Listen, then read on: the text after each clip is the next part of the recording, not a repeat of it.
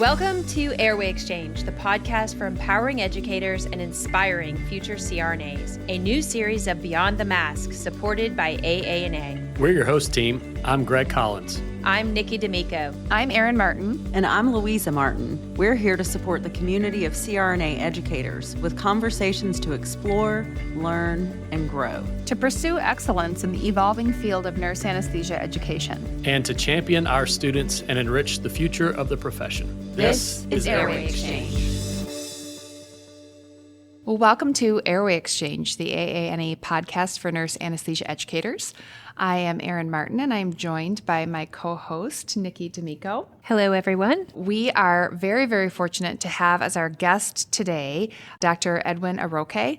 Dr. Aroke is an internationally recognized CRNA pain scientist whose program of research focuses on racial pain disparities. Dr. Aroke has an interdisciplinary project that aims to identify the role of epigenomic and transcriptomic modifications in racial disparities in chronic low back pain. His scholarship has resulted in over 60 peer-reviewed publications and many nationally and internationally presentations on pharmacogenomics, pain disparities, and anesthesia outcomes. Dr. Aroke is a fellow of the American Association of Nurse Anesthesiology, a fellow of the Academy of Diversity Leaders in Nursing, and a fellow of the American Academy of Nursing. He's currently the Assistant Dean for Research and Scholarship at UAB and the Editor-in-Chief of the AANA Journal.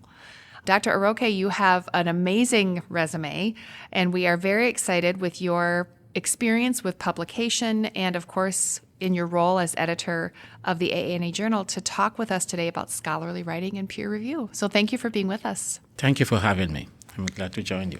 As nurse anesthesia educators, I think that scholarly writing, helping our students do it, working on our own scholarship is something that is at the forefront of much of what we do in our roles. So we would love to hear from you about kind of, as you have been involved with your career and scholarship, kind of tell us about your experience. How do you get to 60 peer-reviewed publications in one's career? Yeah, that's a very good question. Early on in my career, I remember very well sitting there and thinking and saying, what am I even going to write about, right? And that is one of the most common questions that people have, especially very early on in their career. What do you write about? One, I would say you can write about nearly everything. And for whatever topic you are interested in, there is somebody who would be very, very appreciative of knowing what you know. So it doesn't have to start with the biggest article. It just starts with starting to write. Then secondly, one of the key things that we do not appreciate a lot is, especially for us in nurse anesthesia, people outside of nurse anesthesia do not know what we do. People do not know what we know. So for instance, you would take something as simple as somebody being NPO, right? Don't have anything to eat or drink after midnight. That is knowledge that nurse anesthetists take for granted. But if you were to disseminate that and the reasons behind that to the lay public, that could be the start of your own scholarship, of really beginning to say, how can we communicate better to the lay public so that they understand why these things are important, right? Those are things that we would take for granted, but it will be the start of your own scholarship. So I would usually say pretty much if you have an interest in anything, that could be the start of your own scholarship in that area. Then as you dig in more and you publish more and you read more in that topic area, then you will realize that there is so much that we do not know yet. There is always another way of looking at something that has previously been published already. Then as you go along, you build collaborations. Again, it's team science. So to get to your question on 60 publications or so, it's team science. You cannot do it alone. You have to bring others along and then collaborate with others. Wonderful. And you've had lots of opportunities. Your focus area in pain, tell us a little bit about how that came to be and how you became interested in that discipline, and what are some of the things that you've been able to do scholarship-wise and publication-wise in that discipline? Oh, yeah. So that's something we can talk about all day long. For me, it started out, again, just as a nurse anesthetist. I was very interested in neuroanesthesia. That was my jam out of school. Then one thing that I really noticed as time went on was We call it the revolving door. Patients who come in, they came in to have surgery because they are in pain. We inflict more pain on them. They go home. It works. Maybe it doesn't really work. Then they come back again. And you keep asking the same question. Why does it not work? Then I also noticed one critical thing, which was something like ketamine was not being used a lot, right? We would try all the opioids and escalate. And then when everything else has failed, that is when we say, oh, okay, let's try ketamine. What if we could start doing that up front? So my initially getting into research was just to understand, are there patients that we can give ketamine to that will not respond as poorly as we expect, because we always think of the worst scenario. The psychedelic effects, it's not good. Again, the delusion and everything that comes with it. So that was what my dissertation was on. Post-PhD, I moved to Alabama, where I'm currently faculty. And again, I realized early on that I was focusing on pharmacogenetics. It's great, it's fancy, but there was something that kept coming up each time I presented my findings. What can I do about that? I inherited this gene, so what can I do? And that was when I realized, stepping back and really studying what is going on in the lives of the average person and something that people can actually do something about could make a difference. And that was when I switched to epigenetics because it's modifiable. And then I realized a lot of people have pain. We do not even know why. Could epigenetics give us an understanding? Because it really started separating from foundational science. We always think of nature versus nurture, right? The genes which are fixed, we cannot change, and your environment, which is nurture, that you can change. And epigenetics was that bridge for me. And it has really been great for me to really see how somebody could actually inherit a trait, but because of environmental factors or how they behave, change the phenotype. Or you may have the perfect gene, but your behavior then triggers an adverse outcome. So really beginning to use that to understand how people have pain. The role of stress in pain, I would say most of us talk about stress. It is a major, major problem throughout the country. And I would say it's one of the biggest drivers of some of the chronic conditions that we have, including chronic pain. And that is what we are seeing consistently, that stress induces epigenetic changes, which sustain some of the disparities, not just between men and women. We are seeing that also between, again, racial minorities. We are seeing that based on socioeconomic status. We are seeing that based on the pace at which people are aging. So stress and the epigenetics is really what we found so far.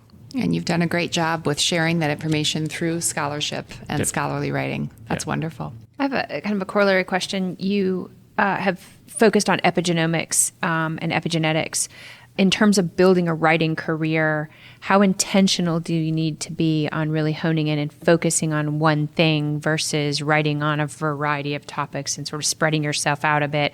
That seems to be one of the ways that you can sort of stall a career, is lack of focus. Definitely. I would totally agree, especially for faculty, right? Because again, I have had the privilege of also serving on our promotion and tenure committee at our school. And one thing I see is people will write on so much and spread themselves so much. I always tell my PhD students that, honey lies in the depth. It's the depth of what you know in a particular niche that really makes a difference, that makes the impact. For if you pick any topic and you spend enough time thinking about that topic, reading about it, that is where you can make your own impact. Because by focusing in on pain and really thinking about epigenetics and genomics, it has allowed me to see what has been done. It gives me enough time to say, how does this then translate into science, so that I can do literature reviews on the same topic, I can do empirical studies on the same topic, I can work with the MP students to see if we can implement something related to pain management. And we are currently already exploring how can we start implementing some of our findings into the clinical space. But when you are spread out so much, right, your knowledge is spread out and you stay at a very shallow level. You may think you know so much, but you haven't spent enough time in that area to truly develop expertise. And I think the goal in everything is really to develop that expertise, which requires that in-depth knowledge. It also requires plenty of grant funding, and Definitely. big groups of collaborative work. So neither of those things occurs without that depth of knowledge and reputation. Building reputation, yeah. You've got to have that. You mentioned grant funding. I think that is something that, again, in the nurse anesthesia community, we do not do enough of. We do not have enough faculty researchers applying for grants. So I would encourage people early on, again, you start out, we all have imposter syndrome. I've never done this before. I'm afraid. Am I going to be successful? Reach out to somebody and collaborate. It starts with one collaboration. Then from there, you learn the ropes or seek out mentorship. Again, we talk a lot about mentorship. One thing I have learned in terms of grant writing, in terms of building a program of research is do not just seek out what can somebody do for you. What can you do for that person that will add value to both of you? That makes a big difference. So for instance, for me early on, when I got to UAB, I was trying again to start my own program of research. I realized that there was a psychologist, Dr. Godin, who again is my mentor and still is a collaborator, even though he left UAB, who was doing pain studies, again from a psychologist perspective, right? He was looking at depressive symptoms, all of these variables. And I approached him and I said, hey, I can bring the biological aspect, so let's collaborate. So then the study now went from what he was going to do from his own perspective with psychosocial variables, now to see how the psychosocial variables integrate with the biological variables. It was a win-win. So even though he is mentoring me, but I'm also contributing something to him, right? And then it became a win-win for both of us. And I think if a lot of people approach mentoring from that perspective, it smoothens the collaboration. Because, again, everybody wants to win. So if you approach a mentor and say, hey, I see you are already studying, again, X, Y, and Z. Have you thought of doing it from this perspective? Then you are showing them what they had not been seeing in their topic area, but which also fits into your own topic area and will help you get started. The foundation has a lot of grant opportunities that we continue to leave money on the table. The foundation is willing to fund grants for CRNAs. We should be jumping on that opportunity to build our career. And I want to put in a plug in for the foundation on that, because the initial grant that I received from the foundation really laid the foundation for my own work, right? Foundation laying foundation. Pun intended. Yes. I had the pleasure of attending, we shared the stage yesterday at the Early Educators Workshop, and your presentation really focused on some of the very specific steps that new faculty can take to build their confidence and, again, kind of take out some low-hanging fruit. You talked about some of the types of publications that people might dip their toe into to start to do that. If you might share that advice with us here, I think it was incredibly instructive to anybody who's really trying to build that portfolio of scholarly writing. Sure. Again, I said there are so many types of publications, right? One, if somebody is finishing their DNP project, translating your findings into publications is something that people should definitely be thinking about. If you have spent all this time doing this work, at least disseminate that work. Share your findings with others. Some low-hanging fruits are things like letters to editors. We all read journals and articles that we love from various journals, right? It doesn't have to be from the AANA Journal. I would love to read, of course, your letter to me, right? But a very low-hanging fruit is a letter to the editor where you read an article and you say, I agree or do not agree. Or maybe the author did not put in all the considerations. Then you reach out to the editor and say, hey, I read this article, it was great, but they did not address X, Y, and Z, which are very important considerations that I think the readers should know. As the editor, they will reach out to the authors and say, hey, this is what somebody said about your article. Can you address this, or what's your response? Those are usually published. That could be one way to just get started. It's just reaching out to the editors and saying, I like this, or I did not like this. The other key thing is a literature review, right? Again, you spend so much time reading in a particular topic, start thinking of how can I synthesize this to share with others. The goal, again, if you are faculty, of course, is going to be a peer review journal. But if you start thinking of who could benefit, so for instance, like me, early on, some of the topics that we wrote went to the Journal of Peri-Anesthesia Nursing. Why? Because I realized that if I was writing to describe pain and pain management to CRNAs, they already know that content. But who can benefit from this knowledge? The peri-op nurses could benefit. So I should write to them about this topic area, right? And share what I know already that I think would make a difference. So you can tailor your message to the audience like that. Just low-hanging fruits to just get started. To say, okay, what do I know? What am I interested in? And start sharing it out. And some of those nursing journals have impact factors and are, really looked at very highly by promotion and tenure committees. So that would be definitely a count. Great secondary benefit of that. With respect to DNP projects, those are fundamentally very different than writing for publication. So, as we're mentoring folks to do that, if you could just give us some guidance on, how to help our residents transition from their DNP project writing to, okay, what do I have to do to transform this into something that might be suitable for submission to the journal? Great question. So I would say, as I have spent more time thinking about how people write and why we write, I came down to this point that when you write for publication, you are contributing to a conversation. There is an ongoing conversation in the scientific community in your topic area. So many people have been writing in that conversation and chiming in and weighing in and saying, this is what is going on, this is what is causing it, this is what we didn't know, and you want to contribute to that conversation. So when you want to write for publication, that is the very first thing to remember. You are jumping into an ongoing conversation.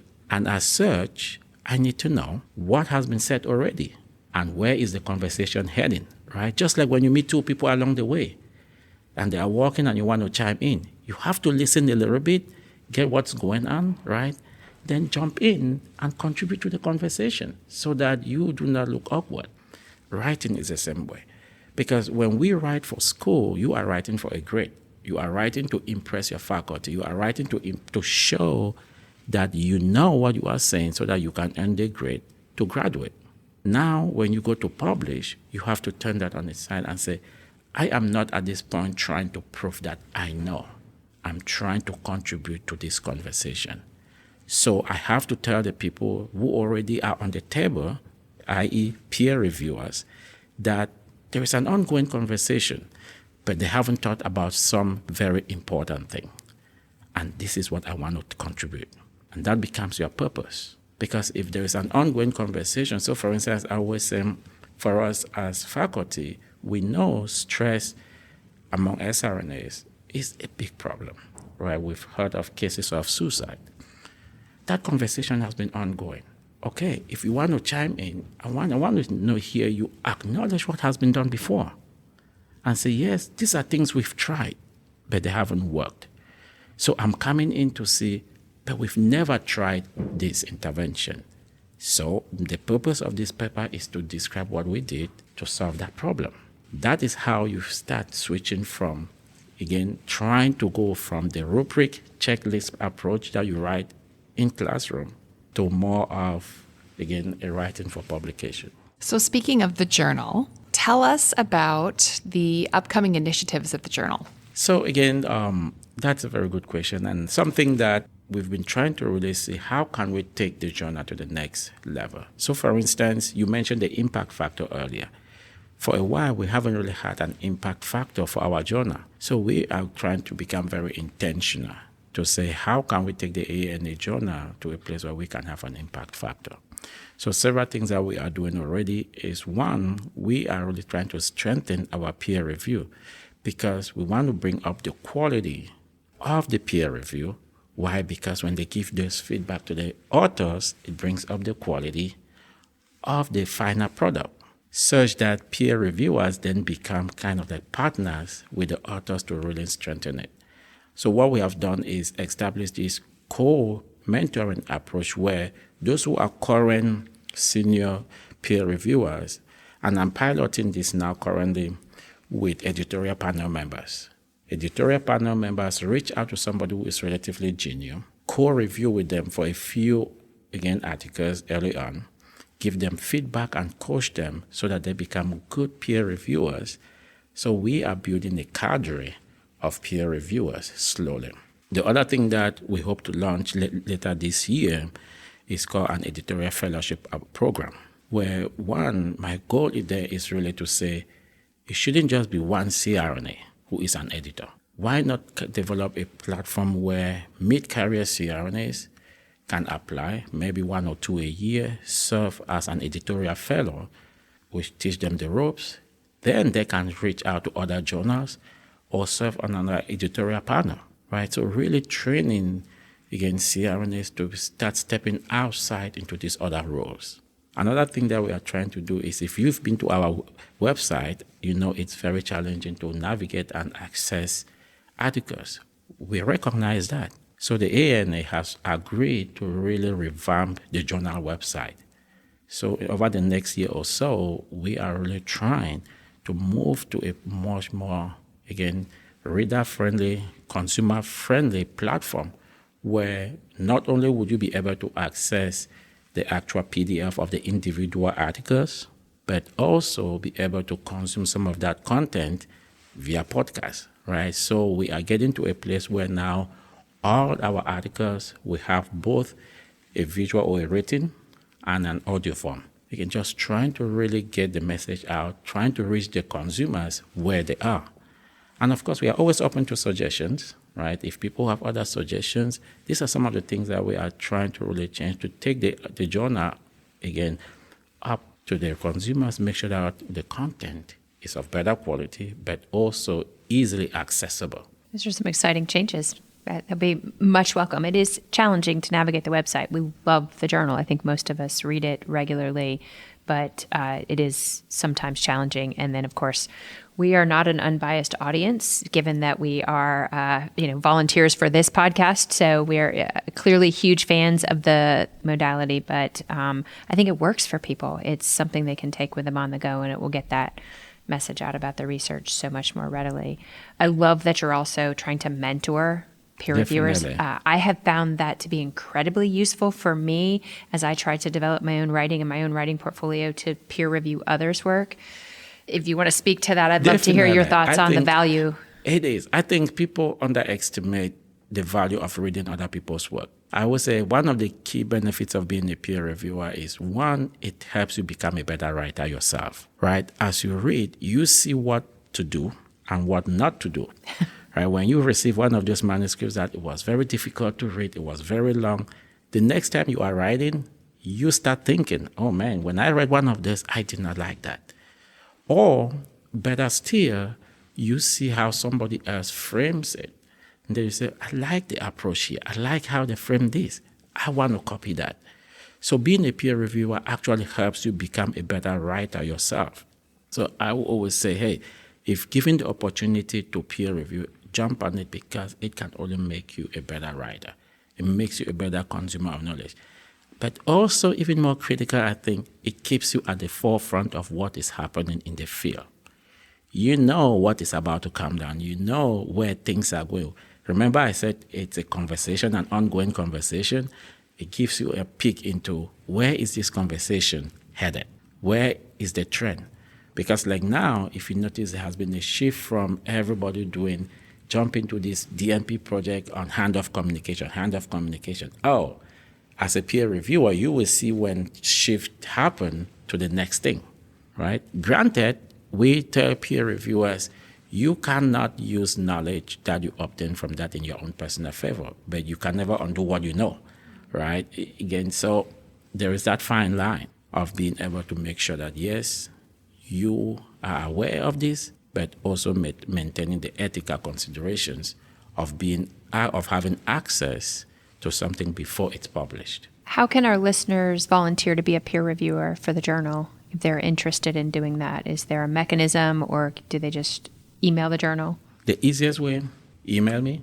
That's one of the easiest ways. On the website too, you can basically volunteer, right? The key thing is just indicate what your expertise are. Because it's easy to say, oh, I want to peer review. But when we now send you the invitation, please go log in and key in your keywords, because For instance, in our current database, we have over 1,000 peer reviewers. But the most common thing I hear from people is, I volunteered so many times and nobody has ever asked me to review. Why the people who review are saying, you keep sending me stuff, I'm too busy. Partly because the keyword search or the profiles were never updated, right? So there are people who maybe when they submitted an article to publish when they were students, they created a profile. Your profile still reflects the fact that you are a student. So when I am searching peer reviewers and I go into your profile and it says you are a student, I cannot select you unless I know you personally that now this person has graduated a long time ago. So just going in and updating your profile to make sure that it's current, so that your keywords are current. So that, okay, if I receive an article on pharmacology, what I do is I search the keyword pharmacology in the database. Who are those who have expertise in this topic area? And I go down the list and I see who is there and I match that with their experience. The other thing, again, we look for sometimes is, have you published in that topic area? Right? Because, again, it's very difficult for the editor to judge if you have expertise if you've never published in an area. By publishing in that topic area, you are demonstrating your interest and expertise in that topic area. So it becomes much easier to say, oh yeah, I've read a lot of work from you on X, so you will be a good reviewer for this. So there are people who have done, for instance, simulation, some who are certified as simulators, right? So it's much easier for me at that point to say, oh yeah, they definitely like that topic. They've done certification in that topic, so they would know the most recent knowledge in that topic more than myself. So I'm going to invite them to review. I'll bet there are a lot of people who are in that bucket of folks who have not updated their profile and just don't realize it. So Definitely. That's great advice for us. This is just more of because I'm curious, what's it like to be the editor-in-chief of a journal? I mean, what are the biggest challenges and what do you like? What keeps you doing that job? That's obviously a big job. It's definitely a big job. I think the most exciting thing is being able to be a steward of knowledge and of scholarship in your profession. It's rewarding to really be able to see an article coming where you know there is so much potential, but there are some tweaks that need to happen. Give the person feedback, then read the final print and see a big difference. And I always encourage authors and even my own students to say, once in a while, go back and look at your first draft and the final product and appreciate the work that you have done. I appreciate how much you have really grown in how you presented this information. So to me, it is great to be able to be part of that conversation and to be part of that change and see people get excited. I remember very well myself when I had my own very first publication, right? It's one of those things that it's not monetary. Money cannot buy that inner satisfaction of contributing your own ideas and having others cite your own work and say, you said this. And you say, yes, I did. So it is exciting. In terms of challenges, I think as a faculty member myself, of course, time is the biggest factor, right? Because for me, I am juggling leadership at my school, my own research program, teaching, 1 day of clinical practice, family, and service, right? So being that balance of staying, and also people talk of imposter syndrome. You yourself, you do, right? As the editor-in-chief, you know when you say yes or no, it has implications in people's future. When I say no to your article, I'm going to meet you at conference. And I know I said no to your article, right? It's not. So when you see me, I know that, yeah, I'm sorry, but I had to. And for the AANA Journal being the flagship journal for our profession, it's something I take a lot of responsibility in that, in making sure that wherever I took it, it is only going to be better. Because I know the stakes are high out there for CRNAs. The last thing we need is the journal to be the reason somebody says, look at what they produce, look at their level of knowledge. Well, it's a huge undertaking, and I think it's in very good hands. I would thank you for all the work that you do, because it's not an easy job, and it is so important and is such an outlet. As Nickie said, we all love to get the journal and read it. And I think for educators, we love that it provides a platform for many of our students to get their work published. And there is nothing like that feeling as a learner, I think, when you see your work out there. So thank you for that. I would love to hear you talk to us a little bit about, and you did talk about this in your educators workshop, some of the common pitfalls. What are some of the common things, like reasons for desk rejections, some of the easy mistakes to avoid if you're submitting for publication in the journal? Oh, definitely.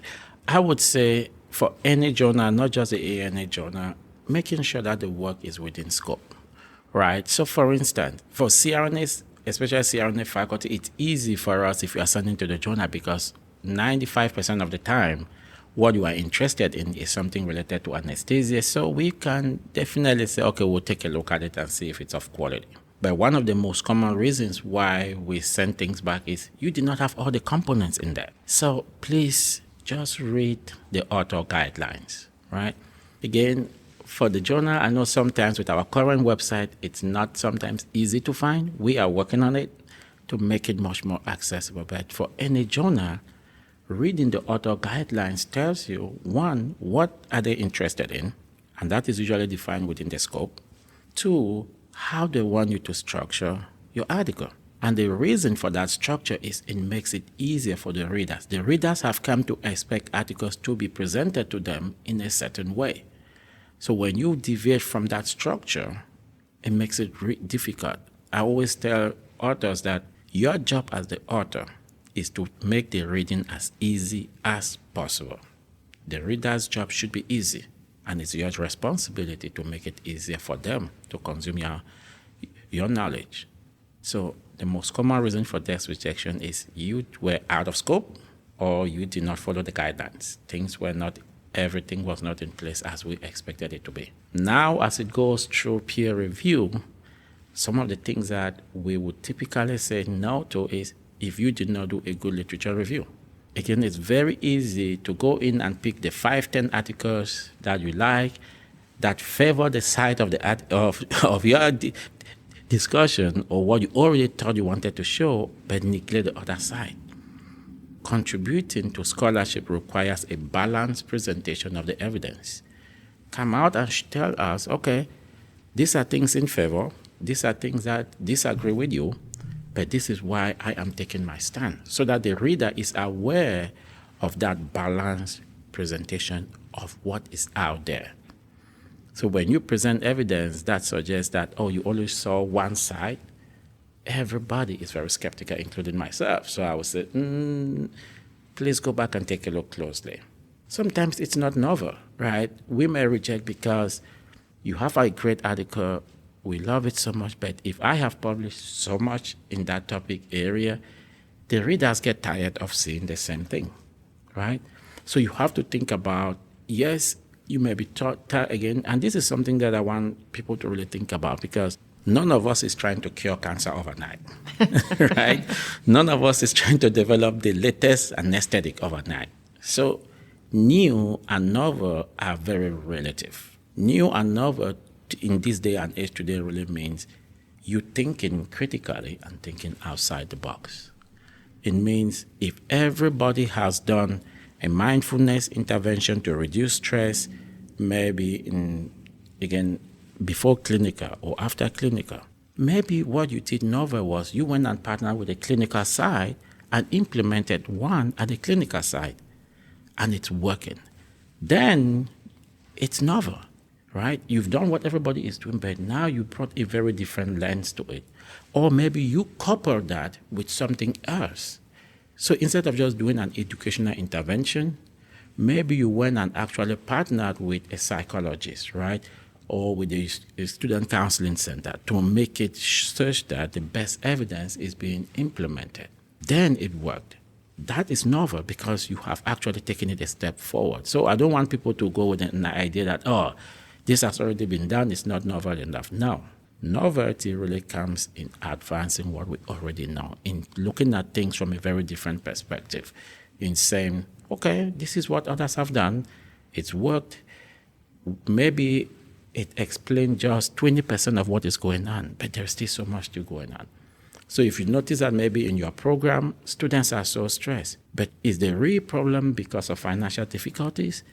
Then instead of doing mindfulness, your intervention for that is, let's take care of the financial problem. Can we teach them financial management early on? Then write that and share with us. To somebody, it's not novel, but nobody has done that in the CRNA community, right? So that is really what I'm talking about. Those are some of the reasons why you will see articles rejected. It could have been a good idea, but it was not presented so well, or it was a very bad idea that just came and added to what we already know. So if you think of, again, I cannot say this enough. This is an ongoing conversation. You are jumping in and you are contributing to move it forward. So what is your contribution? If you think of it from that perspective, then you see why I would say nearly every idea can be published. You just have to look for the right avenue. I am still to find any article that cannot be published. The question is, are you sending it to the right journal for the right audience? There is always somebody of the millions of people out there in the world, somebody who needs your knowledge. So even a rejection from the AANA Journal should not stop anyone from not publishing that. You just have to think, who is a better audience for what I'm trying to present, and go to them. Sounds like what you were saying earlier about how your idea for the nurse anesthesia audience was not so novel, but for nursing, peri-anesthesia nursing it was. So it was. You've done exactly what you've described here. I don't think we can leave a podcast about writing for publication unless we talk a little bit about artificial intelligence and how you see that moving us forward in terms of publications, and how maybe we should not be using it if we're writing for publication. All right, so you want to get me in trouble because I have the two sides of, I do not want to get you in being trouble. the user and also being the editor. I would say, I think artificial intelligence is here to stay, and it's changing things at a more rapid rate than any of us could comprehend. And so the way I see it is, it's a tool. It's a tool that people can use to enhance their productivity. It's a tool that researchers can use to enhance their research. That is my take on it. But my caveat is, be transparent with usage. Be upfront. If you use artificial intelligence in the method section, then in the method section of your paper, describe how you did it. Describe clearly that in the method. So for instance, maybe you use ChatGPT to develop the search string that you imported into PubMed. That is something I have done myself because it bypasses setting up an appointment with a librarian, looking for merge terms, doing the Boolean stuff and all of that. But now, if you use AI to develop that search string, and then put that search string into PubMed to search articles, say so. It's totally okay. If you used AI at the end of the article, maybe to review it, like Grammarly, I have Grammarly on my desktop myself, right? If you used it, I acknowledge that I used it to make the article sound much better. Remember, you want people to be able to understand what you are saying. So transparency is important.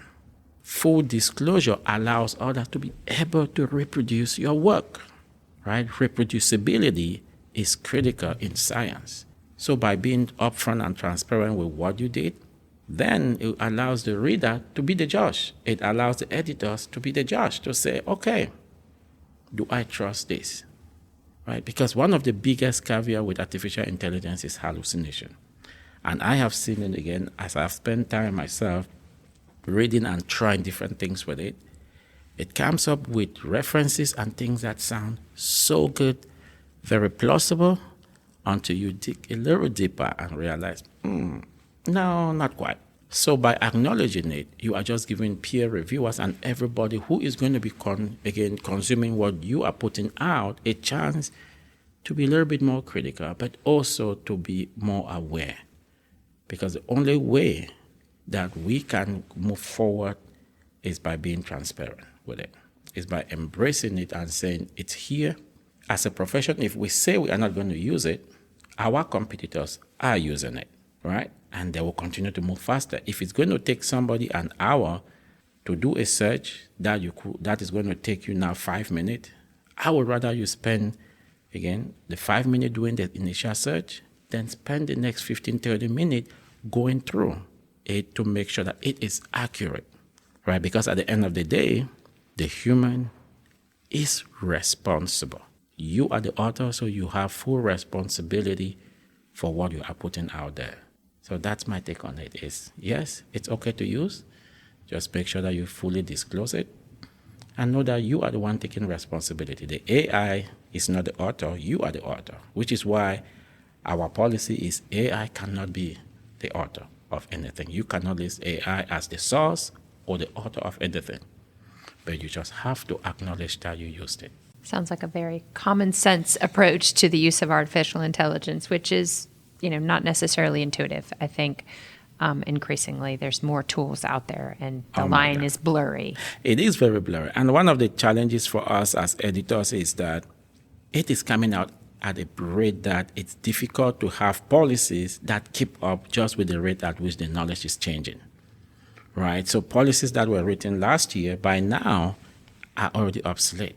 So just keeping up with the new technology itself in terms of policies is difficult, which is why we basically came out to say, okay, we know people are going to use it. We know people are already using it, but please let us know.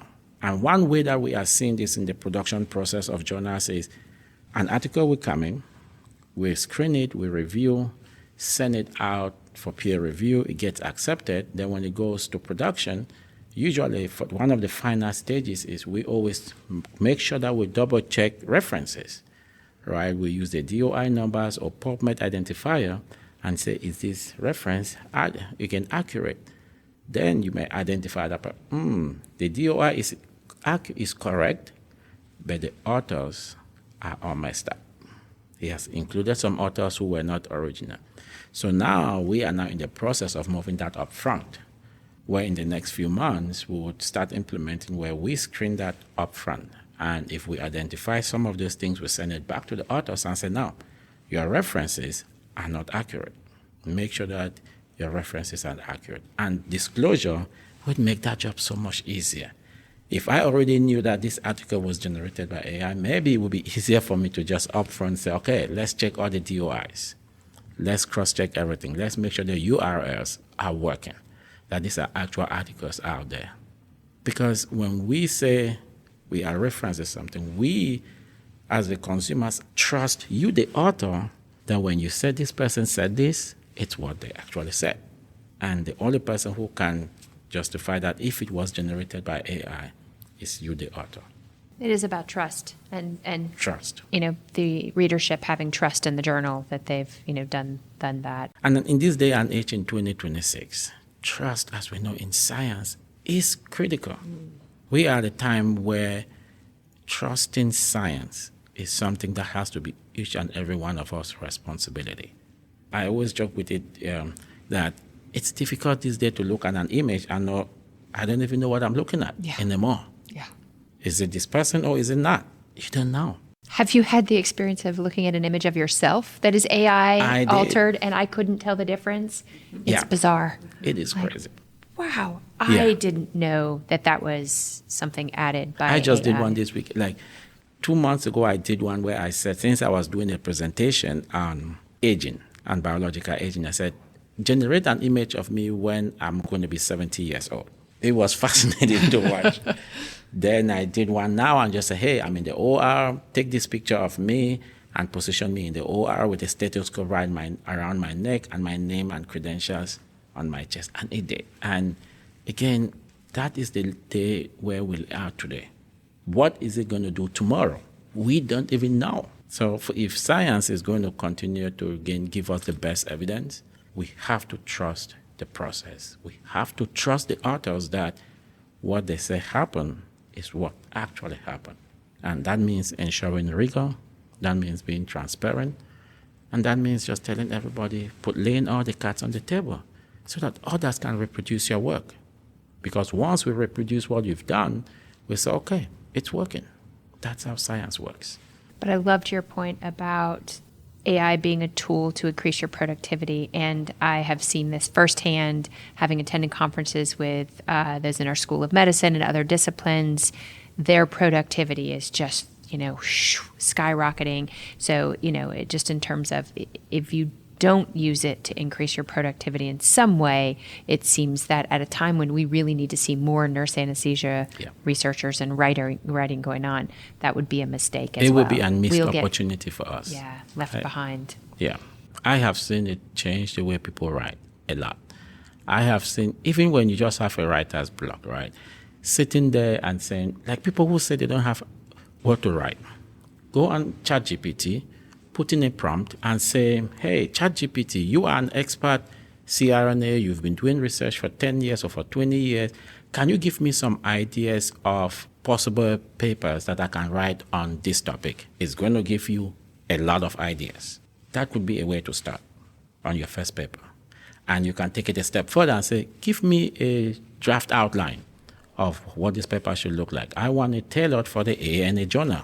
And it's going to pull out our author's guidelines and give you, okay, if you're writing for the AANA Journal, this is what the author guideline says, and this is an outline for that topic. Sounds like a great starting point. Thank you. Yes. Well, this has been incredibly enlightening. I have learned a lot. I'm feeling inspired. Thank you so much for sharing your time and your expertise with us. I think that many people will benefit from the conversation that we had here today. No, thank you for having me. And again, I'm glad to always talk about this all day, all time. So wonderful. Thank you so much, Dr. Aroke. Thank you. And thank you for all of the work you do for the journal and for nurse anesthesia.